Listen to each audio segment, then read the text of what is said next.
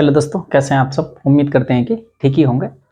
आज के इस वीडियो में हम लोग क्लास 10th बिहार बोर्ड का जो पॉलिटिकल साइंस है, जिसको सिविक्स या राजनीतिक विज्ञान भी बोला जाता है, उसका जो चैप्टर नंबर 2 है, जिसका नाम है सत्ता में साझेदारी की कार्यप्रणाली, है ना, उसका ये पहला क्लास है। ठीक है।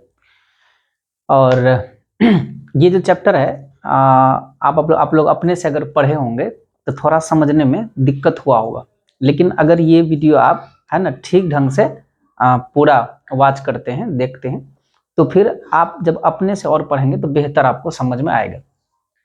तो देखिए, ये जो है ना चैप्टर, सत्ता में साझेदारी की कार्यप्रणाली, है ना, ये चैप्टर में ये नाम से ही क्लियर है कि सत्ता में साझेदारी के बारे में पढ़ना है। अब ये सत्ता क्या होता है, यहाँ पर लिखा हुआ एक शब्द है सत्ता। आप लोग सुने होंगे कि जितने भी राजनीतिक पार्टियां हैं, राजनीतिक दल है, पॉलिटिकल पार्टी, जैसे बीजेपी है, कांग्रेस है और भी अन्य पार्टी है, सब लोग सत्ता में आने के लिए प्रयास करते हैं, है ना, सत्ता में आने की कोशिश करते हैं। तो ये सत्ता का मतलब क्या होता है? सत्ता का मतलब होता है सरकार, समझिए, है ना। सत्ता का मतलब सरकार, यानी सत्ता का मतलब होता है शासन करने की ताकत, है ना, शासन करने की ताकत। और सत्ता की साझेदारी, साझेदारी का मतलब होता है हिस्सेदारी, यानी शासन करने की ताकत में हिस्सेदारी, उसी को बोला जाता है सत्ता में साझेदारी। बात समझ में नहीं आया? सरकार की ताकत को बांट देना, जैसे अभी जैसे भारत में ही सरकार है ना, तो क्या भारत में जो सरकार है, तो किसी एक व्यक्ति के पास पूरी ताकत है? बिल्कुल ऐसा नहीं है।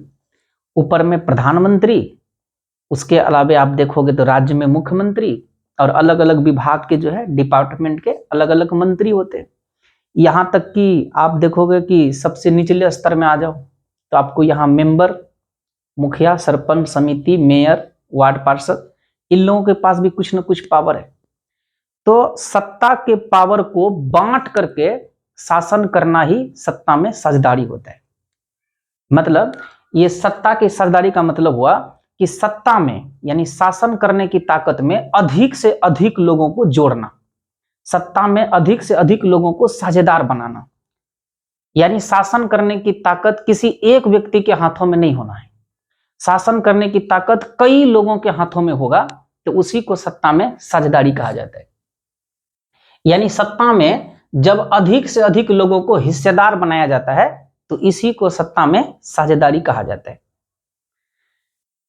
जैसे आप कहोगे कि सर, जिस समय राजतांत्रिक व्यवस्था थी, यानी राजतंत्र था, अभी तो अपने देश में लोकतांत्रिक व्यवस्था है, जिस समय राजतंत्र था यानी राजाओं का शासन हुआ करता था, उस समय ये सत्ता में साझेदारी वाली कॉन्सेप्ट नहीं था। उस समय राजा और उसके ही कुछ व्यक्तियों के द्वारा सारे फैसले लिए जाते थे। लेकिन समय बीता, परिस्थितियां बदली, और अभी जो लोकतांत्रिक शासन व्यवस्था है, उसमें यह माना जाता है कि सत्ता किसी एक व्यक्ति के हाथों में देने से वो जो है तानाशाही हो जाएगा, और देश में जो शांति है, सुकून है, देश की जो एकता अखंडता है, वो खत्म हो जाएगा।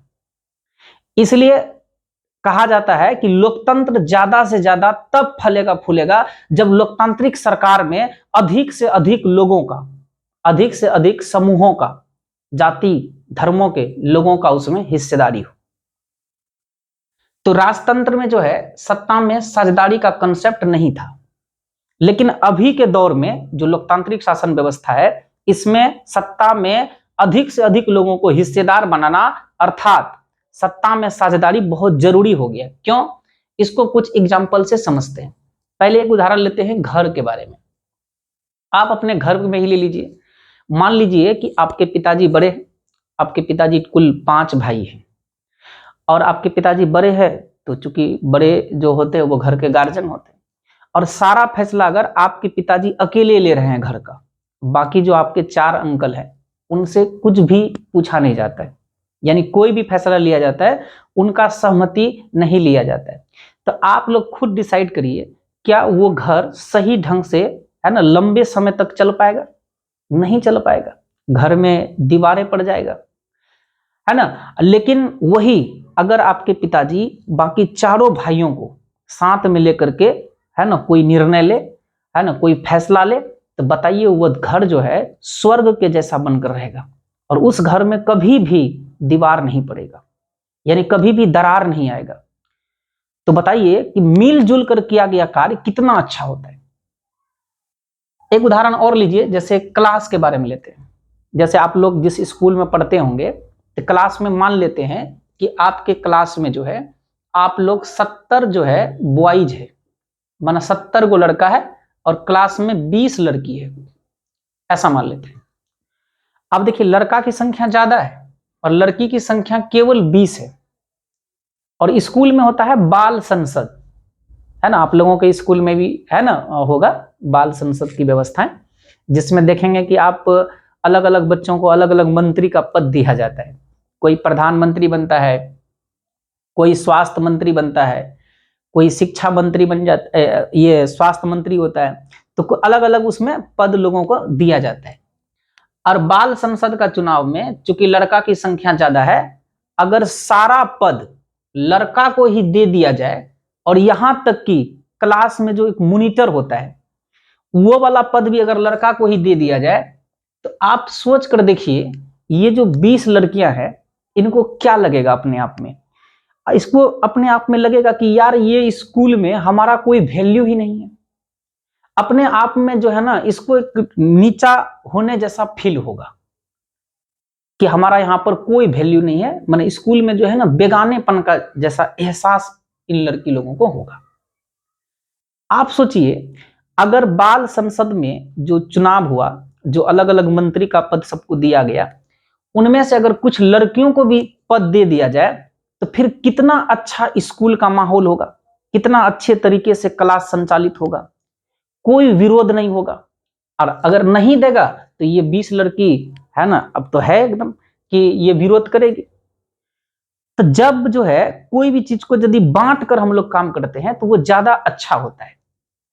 अब देश का ही उदाहरण ले लीजिए, अपने देश के अंदर में तकरीबन 8 धर्म के लोग रहते हैं, यहां पर हिंदुओं की संख्या ज्यादा है ना। अगर उन लोगों का ही, जैसे अभी सरकार है और सरकार में जितने लोगों की आवश्यकता है उनमें से केवल दबदबा हिंदू लोगों का ही हो जाए, तो बताइए तो बाकी धर्म के जो लोग भारत देश के अंदर में रहते हैं उसको अपने ही देश में बेगानेपन का एहसास होने लगेगा कि साला इस देश में हमारा जन्म हुआ है और इस देश में हमारी कोई वैल्यू ही नहीं है, सरकार में अपनी बात रखने का हमारा कोई उसमें ये शक्ति ही नहीं है।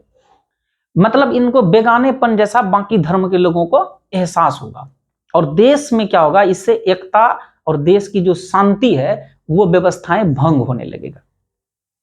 तो इसलिए तो ये तीनों जो आपको कहानी बताए, इन तीनों में से आपको क्या लगता है ना, जैसे ये देश के बारे में बता रहे थे, अगर सभी धर्म के लोगों को कुछ न कुछ सरकार में हिस्सेदारी दे देगा, कुछ न कुछ सब लोगों को जो है उसमें पद दे देगा, तो बताइए कितना अच्छा से देश चलेगा, देश में एकता, देश में शांति सुकून बना हुआ रहेगा। तो इन तीनों कहानियों से आपको पता चला होगा कि अगर काम को बांट कर किया जाए, सब लोगों को हिस्सेदार बनाया जाए, सब लोगों की सहमति लिया जाए, तो ज्यादा शांति सुकून होगा और जो फैसला है ना वो बहुत ज्यादा संतुलित और अच्छा फैसला होगा, है ना।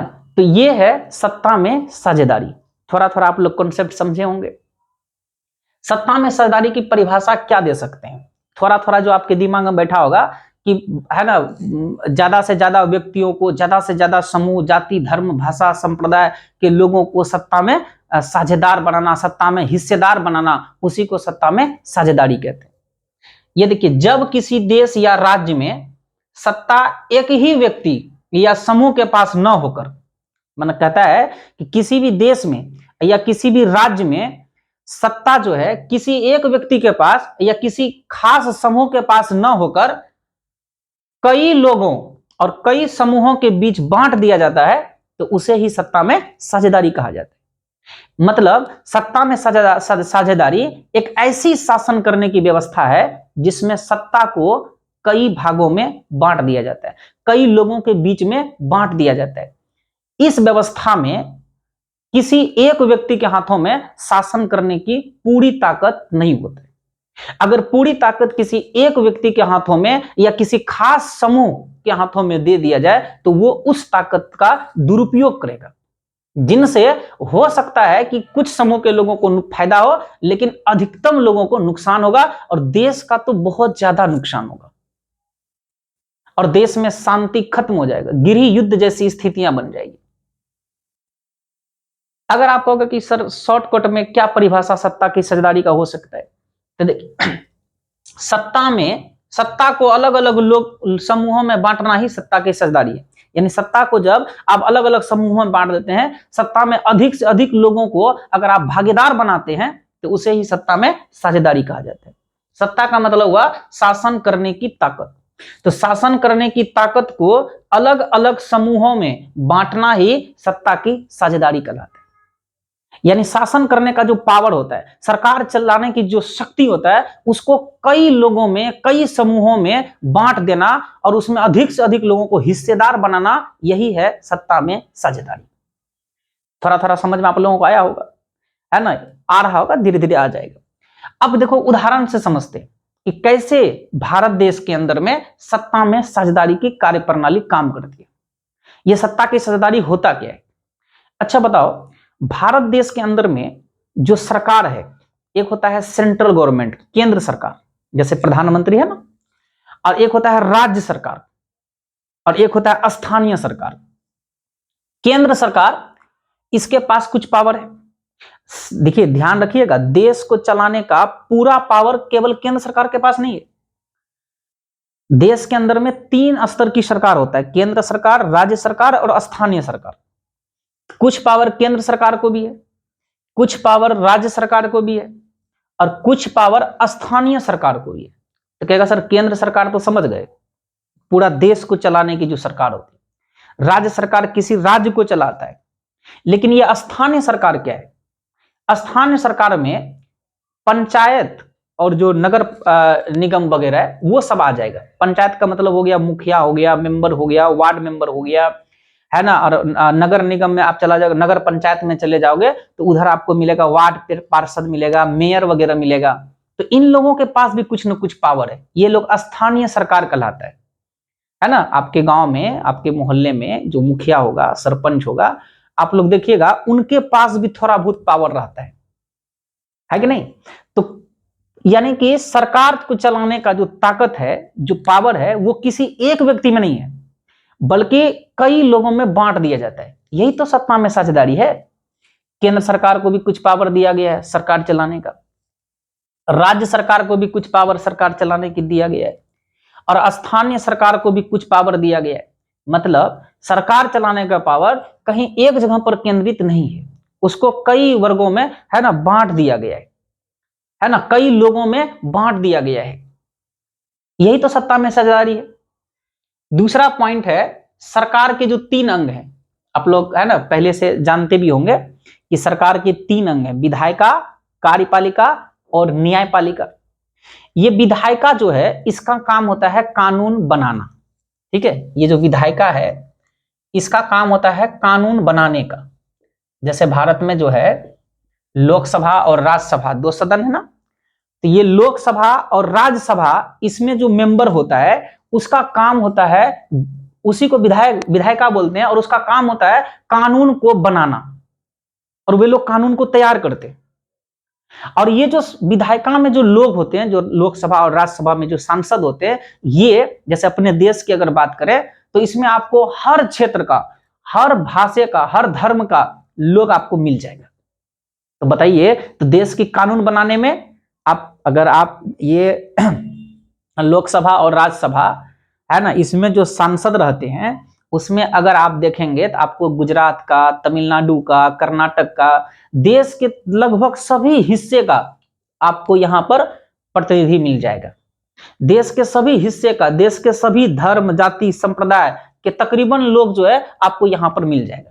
कहने का मतलब है कि देश के अंदर में जो है, जो कानून बनती है, जो विधायिका है, इसमें जो लोग हैं वो लगभग देश के सभी हिस्से के लोग हैं, बताइए, जब देश के सभी हिस्से के लोगों को बुला करके और सभी जाति संप्रदाय के लोगों को बुला करके और सब लोग मिलकर अगर कानून बना रहा है, कितना बेहतर कानून होगा।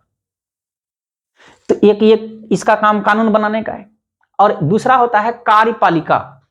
कार्यपालिका में जैसे प्रधानमंत्री, राष्ट्रपति है और जो मंत्री परिषद और सब मंत्री हो गया, और इसके अलावे जो सरकारी पदाधिकारी वगैरह होता है, जैसे डीएम हो गया, बीडीओ हो गया, सीओ साहब हो गए, है ना। तो ये लोग जो है ये इस कार्यपालिका वाली कैटेगरी में आएगा।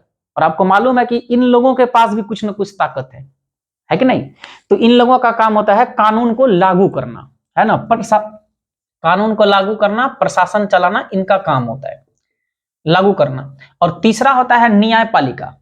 न्यायपालिका का काम है कि ये देखना कि देश के अंदर में जो शासन है वो कानून के हिसाब से चल रहा है कि नहीं, देश के अंदर जो शासन है वो संविधान के हिसाब से चल रहा है कि नहीं, है ना। ये देखना इसका काम है न्यायपालिका का, जिसमें आपका high court, supreme court, district court, ये सब इसके अंदर में न्यायपालिका के अंदर में आता है। तो न्यायपालिका का काम है कि ये ध्यान देना, है ना, देखना कि शासन कानून के हिसाब से, कानून के अनुसार